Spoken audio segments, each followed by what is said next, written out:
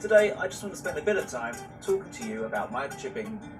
Microchipping your pet ensures the best chance they get returned to you should they ever go missing. Although collars and tags are great, they can often get caught or removed, whereas microchipping is a safe, permanent and effective way of identifying your pet.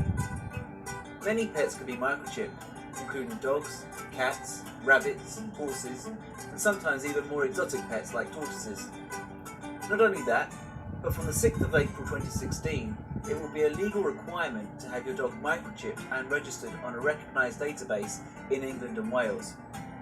If your dog isn't microchipped after this date, you can face fines of up to £500. So we thought we'd put together a video just describing what the process is. Your vet will start by doing a full, thorough physical exam and ask you for some relevant recent history about your pet's health. This is to make sure that your pet is nice and healthy and okay to have the chip inserted. Then they will check that all the details they have for you on record are correct. It wouldn't be good if your pet was registered to the wrong address, for example. Then the vet will check with a scanner to see if your pet already has a microchip. Assuming they don't, they'll then proceed to check the chip in the needle to make sure it's working and displays the right code. If it does, next comes the injection. The size of the microchip is around a grain of rice and requires a needle a tad larger than a vaccination needle. Normally, and I say normally here, the injection is over before it starts and your pet should not feel any pain.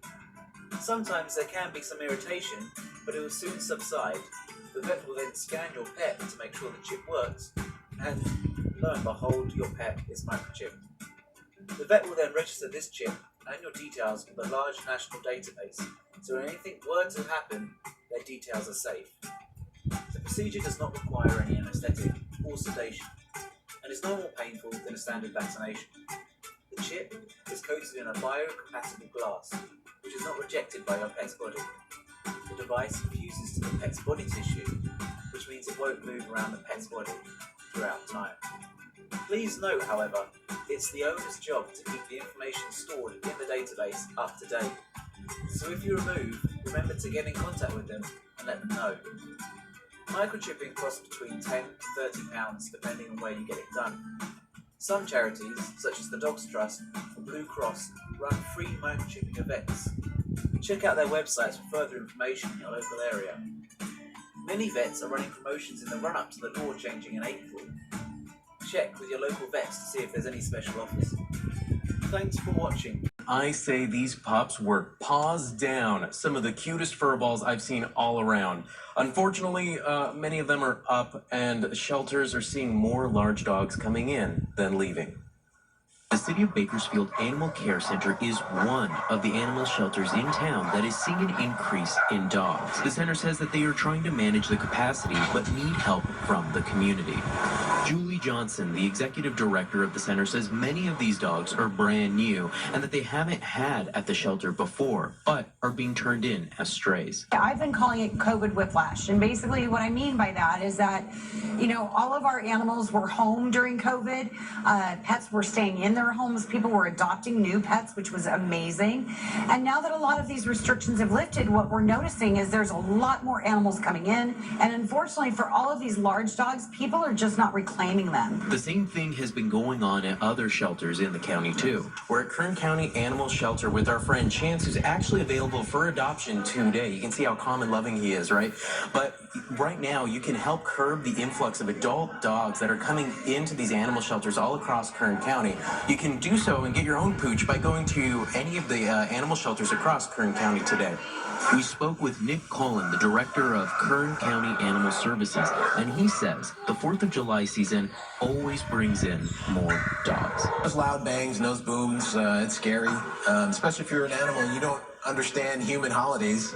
Those fireworks start going off and your pet will get the fight or flight response. Just use precaution and make sure that you keep a close eye on your pet during the 4th of July so that they don't end up escaping your backyard and potentially end up at an animal shelter.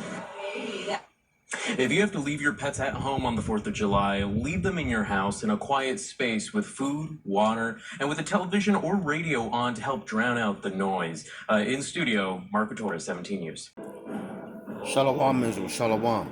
Double honors to my elder apostles who speak this truth in sincerity, who rule well, teach well. Peace and salutations to the Akim spread abroad, spitting his fire, and blessings to the Aqua, the sisters that are listening and learning, sisters loyal to the soil. Yeah.